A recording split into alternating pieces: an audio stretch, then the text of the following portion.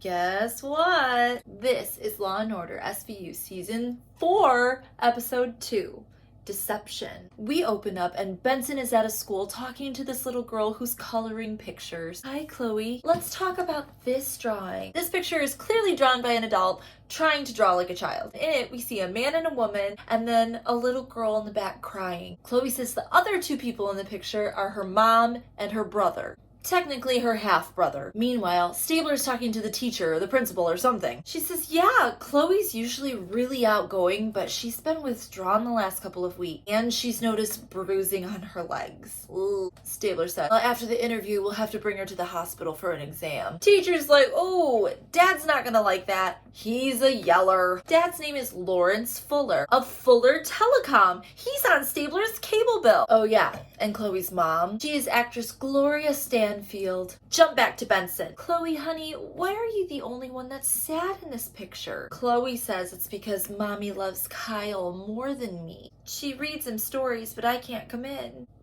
Come in to his bedroom. And one time she did because she heard noises and they were in bed without clothes on.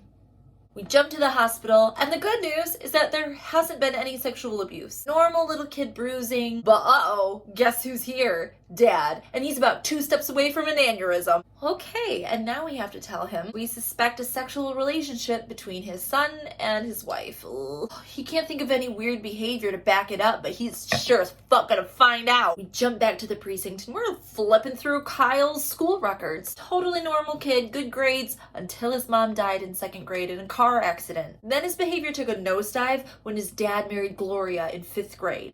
He was in 5th grade, his dad was an adult. But there's a problem. Kyle is 17 now. And as Finn points out, it is not illegal to have sex with a 17-year-old in New York. Benson's like, clearly the abuse started before he was 17. But how do they prove it? Even still, she's basically his mom. That's fucking gross. Well, maybe he's just a normal teenager that's happy to be banging an actress. Gross, Finn. If anything, it's unhealthy for little Chloe to be around this bullshit. For this to move forward, we need a complaining witness. So let's go see if Kyle is ready to come forward. Munch and Finn head over and find Kyle at the preppiest of prep schools. Hey Kyle, we're from SVU and we're investigating abuse. We talked to your sister Chloe. Chloe's being abused? No. You are. By your mom. So Kyle is super nonchalant. So you think that we're sleeping together and then I'm having sex with her. But if I was sleeping together with her and having sex with her, then that would just be weird to be like sleeping with her and having sex with her. Okay, so clearly no complaining witness. Jump over to Benson and Stabler. They're at the house talking to the staff, specifically talking to fucking Mrs. Potts from Disney's Beauty and the Beast. I don't know what you're talking about, and I'm too busy to stop walking around and fluffing pillows. Look, Potts, you can either help us or go down with your employer once the shitstorm hits. It's your choice. I saw them together once. She was kissing Kyle, but not like a mother. Benson gets a phone call, and guess what? Gloria Stanfield is back from out of town, and she's meeting with her lawyer. When they get there, she gets off her enormous flip phone, sets it on the table, and sits down across from them. Kyle told you the truth. I'm obviously not sleeping with my stepson. Ew. Her lawyer said they're making all of this up on the imagination of a 5-year-old. Okay, so now we have no complaining witness, no physical evidence of abuse, no independent verification other than Mrs. Potts. We're kind of dead in the water. But as Benson is complaining to Cabot and Cragen, there's another phone call. A domestic dispute at Chloe's school. We get there and they're screaming and threatening each other. I'll kill you if you come near my son again. He hits us all the time. Well, great job, idiots, because now neither of you have custody. Remove Chloe, take her into custody. Go get Kyle too. But when Munch and Finn go to pick up Kyle, he's already left. Talk to his little shit-stained friends. Yeah, we know Kyle's mom. Wouldn't be surprised if they were banging. It's not his real mom. Benson and Stabler get back to the precinct. They're checking in with Cragen at the end of the day. Chloe's with an aunt and uncle. Still haven't found Kyle. But Cragen says, well, your day isn't over yet. Hands over a slip of paper. What's on the paper? Benson looks at it. Hands it to Stabler. What does the paper say? Now we're back at the Fuller residence. And lots of cops walking around. Oh my gosh, what is going on? No forced entry. Someone knew the code. Body's over here, skull bashed in. Camera pans down, and there, on the ground, is Lawrence Fuller, the dad. Bunches of defensive injuries. He fought back. And what's this we found? A bloody baseball bat? Yeah, that's the murder weapon. But where did we find it? Under Kyle's bed. Finn's down talking to the doorman. He's also got a full record of who all comes in and out of the building because they have to sign in. Munch turns around and there's Kyle. Just supernatural with a black eye and blood on his shirt. Hey, what's going on? Your father was killed. Oh, where's Gloria? I just told you your dad was dead, and you're handling this very well. Why don't we go down to the station? Munch and Finn have Kyle in an interrogation room. Yeah, where did you get that shiner? Gym class? Where'd you go last night? On a walk? He says he didn't kill his dad, and neither did Gloria. How would you know, idiot? You were on a walk. But just then, Cragen knocks on the door. Gotta hold off on questioning. This motherfucker just lawyered up. And guess who his lawyer is?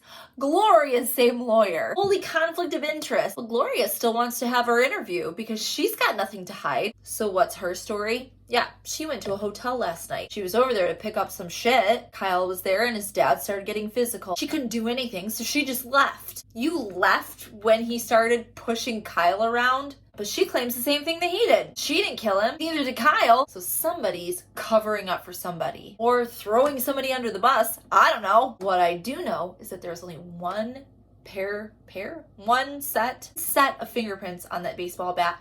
And it's Kyle's. All right, arrest him. We're at the arraignment and Kyle pleads not guilty to second-degree murder. Bail is set at $1 million and we're gonna snatch that motherfucker's passport. Kyle keeps looking at Gloria knowingly. And Benson can read this body language. He didn't do this on his own. Cabot says, find me some evidence and I'll charge her as a co-conspirator. Cabot says that she'll give them a search warrant for Gloria's hotel room, but it has to be for something specific. Ooh, his school uniform. It's probably covered in blood. But by the time Cabot gets the warrant and Benson and Stabler head over there, she's not there. The super says, yeah, they just went to JFK. They? She took her son with her? I don't think he was her son, by the way they were acting. We're searching, and yep, we find the flight record. But here's the crazy thing, their return flight came back already, like 2 hours ago. So now Benson and Stabler gotta head back over to that fucking hotel. And when they go in, guess what they find? Don't come in! Yeah, you guessed it. Kyle and his stepmom doing the dirty in bed. They just walk right up to the foot of the bed and they're like, hey Kyle, you weren't supposed to leave your jurisdiction, so you just fucked up. Get up, get dressed, and come down to the precinct. So Kyle's just looking at them and smirking. And Gloria is like putting her mouth on his shoulder. We don't have to say anything to you because we're married. So we're talking to Gloria at the station and she's doing the whole song and dance. She and Kyle love each other. Nothing happened until after he was 17 a month ago and now they're married and also she's his stepmom. But this is a weird coincidence that Benson and Stabler are just kind of like talking to each other in front of her about. Spousal privilege protects married couples from testifying against each other. Suddenly, they get to keep the secret about who the fuck murdered Lawrence Fuller. So we're back in court because idiot Kyle left his jurisdiction. Kyle's hot lawyer is like, hey, they almost didn't catch him, so does it really actually count? Cabot's explaining to the judge that they went to Virginia because it allows a person under 17 to be married with the permission of their legal guardian. You know, despite the fact that he was marrying his legal guardian. Bail is revoked, Kyle is remanded, but we've got to let Gloria go because none of this is illegal. But boy, is it newsworthy. Huge crowd of reporters as Benson and Stabler and Cabot come out. They're all hollering questions. Did Gloria Stanfield abuse her children? Is the district attorney going to indict her? Does Gloria's pregnancy have anything to do with this? Record scratch. Pregnancy? Stabler grabs this little rat-faced reporter and pulls him off to the side. Let's talk. Dude is chomping his gum like it's his fucking job. I'm not giving my sources. First Amendment, blah, blah, blah. Well, for somebody who doesn't want to squeal, he sure immediately tells them everything he knows. He says that Gloria is 3 months along and it's her son's baby. She took him to the appointment. Why else would she marry him? We're gonna set up a paternity test because both smug-ass Kyle and Gloria obviously aren't talking. But then at the crime lab, hot lab guy tells them that, the chromosomes don't match. Somebody else is the father. Just then Benson gets off the phone. You're not gonna believe this. Gloria is in the hospital she's been raped. So fucking help me if this is another false rape case, because then I'm gonna have to do the disclaimer that says less than 1% of all rapes, reported rapes, are actually false. This is TV. Okay, carry on. We get to the hospital and Gloria doesn't know who did this to her. Yes, you do. Probably the father of your baby, right? Right? Yeah. His name was Frank Barbarossa. When he found out I married Kyle, he went crazy. She says that not only is he her rapist and the father of her baby, but she thinks that he killed her husband. She's like crying, and I'm thinking, this bitch is an actress. We pick up Frank Barbarossa at the gym. He's a personal trainer to the stars, and not only that, but in that visitor log, he was there the night of the murder. They're laying it all out for him, but he's like, I didn't rape her. He says he loves her, but Munch and Finn are all up in his face and telling him every accusation that Gloria's leveled. This causes him to lawyer up very hard, while Barbarossa is waiting for representation. We're checking phone records. Looks like the night of the murder, somebody called Frank from the deli across the street. Guy at the deli confirms, yeah, it was that actress. She made a phone call, watched out the window, made another phone call. But guess what? Hot lab guy is frustrated. He calls Benson and Stabler in and says, what did you do to my sperm? Somebody did something, because this isn't a rape victim. Why for? How come?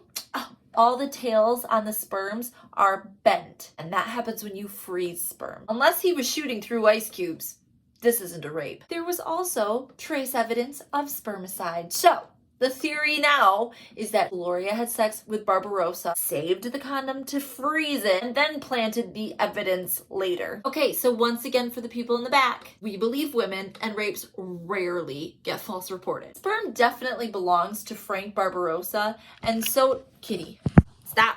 Hey, and so does the baby. We jump back, and Cabot is with Frank Barbarossa. This motherfucker's taking a plea deal. Probably a good idea. He says, yeah, I did kill the husband, but Gloria told me to.